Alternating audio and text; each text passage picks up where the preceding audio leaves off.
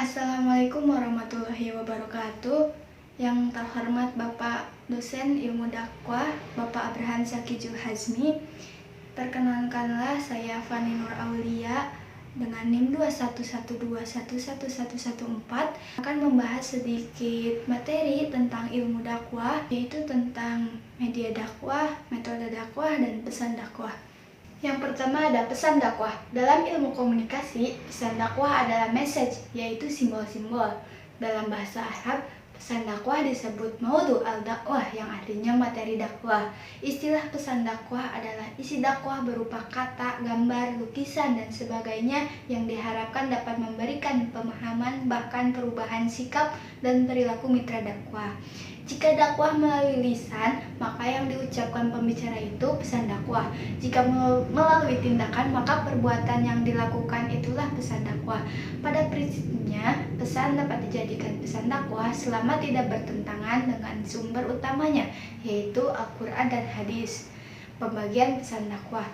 Pesan dakwah secara garis besar terbagi menjadi dua bagian. Yang pertama, pesan utama, yaitu ada Al-Quran dan hadis. Yang kedua, pesan tambahan, yaitu selain Al-Quran dan hadis. Al-Quran adalah wahyu penyempurna. Dengan Al-Quran, kita bisa mengetahui kandungan di dalam suatu ayat. Contohnya di dalam surat Al-Fatihah yang menurut ulama dikatakan ringkasan Al-Quran. Dalam surah ini terdapat 3 bahasan pokok yang menjadi pesan sentral dakwah, yaitu yang pertama akidah ayat 1-4, yang kedua ibadah dari ayat 5-6, dan yang ketiga muamalah ayat 7. Ketiga hal itulah yang menjadi pokok-pokok ajaran Islam.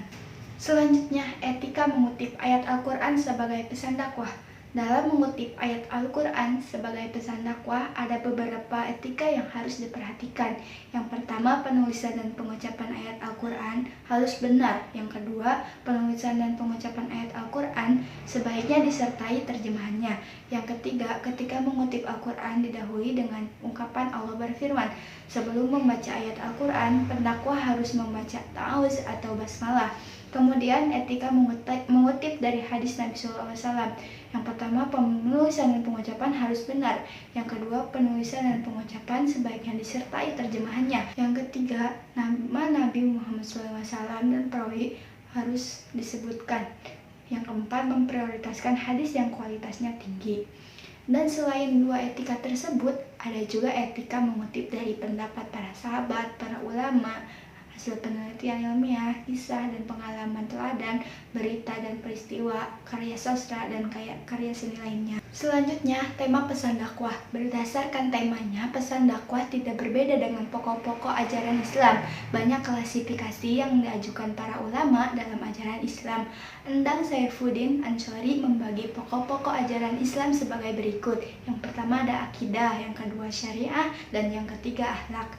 Kemudian, karakteristik pesan dakwah, Abdul Al-Karim Zaidan mengemukakan 5 karakter pesan dakwah, yaitu yang pertama berasal dari Allah, yang kedua mencakup semua bidang kehidupan, yang ketiga umum untuk semua manusia, yang keempat ada balasan untuk setiap tindakan, yang kelima seimbang antara idealitas dan realitas. Dari yang kedua ada metode dakwah. Pendekatan dakwah atau metode dakwah adalah cara-cara yang dilakukan mubalik untuk mencapai suatu tujuan tertentu atas dasar hikmah dan kasih sayang.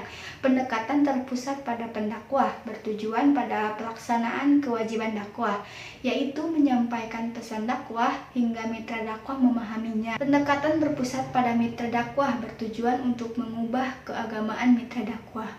Strategi dakwah dirumuskan Al-Bayanuni ada 3 bentuk. Yang pertama ada strategi sentimental, Al-Manhaj Al-Atif, yaitu memfokuskan aspek hati dan penggerakan perasaan mitra dakwah.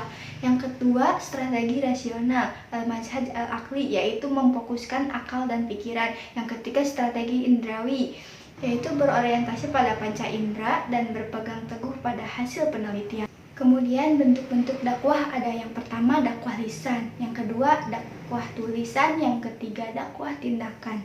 Ada beberapa metode dan teknik dakwah, diantaranya yang pertama metode ceramah, yang kedua metode diskusi, yang ketiga konseling, yang keempat metode karya tulis, yang kelima metode memperdaya masyarakat, dan yang keenam metode kelembagaan.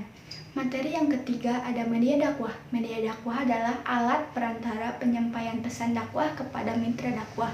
Jenis-jenis media dakwah diantaranya yang pertama, media auditif adalah bentuk tunggal yang hanya bisa didengarkan saja, contohnya radio dan tape recorder. Yang kedua, media visual adalah sarana yang dapat ditangkap oleh mata manusia, contohnya media massa cetak. Yang ketiga, media audiovisual merupakan gabungan dari auditif dan visual, contohnya televisi dan film. Pemilihan media dakwah. Media dakwah dapat berfungsi secara efektif bila ia dapat menyelesaikan diri dengan pendakwah. Media dakwah dapat berfungsi secara efektif bila ia dapat menyesuaikan diri dengan pendakwah, pesan dakwah, dan mitra dakwah. Hal penting yang tidak boleh diabaikan dalam pemilihan media dakwah adalah etika. Media dapat menurunkan kualitas dakwah apabila melanggar etika. 4 aspek media dakwah yang harus diperhatikan pendakwah. Yang pertama, efektivitas media. Yang kedua, efisiensi penggunaannya, kesesuaian dengan unsur-unsur dakwah, dan yang keempat, yang terakhir, legalitasnya menurut etika Islam. Mungkin dicukupkan sekian yang dapat saya simpulkan dari ketiga materi tersebut. Mohon maaf apabila banyak kesalahan dan kekurangan. Wallahul muwaffiq ila aqwamit thoriq. Wassalamualaikum warahmatullahi wabarakatuh.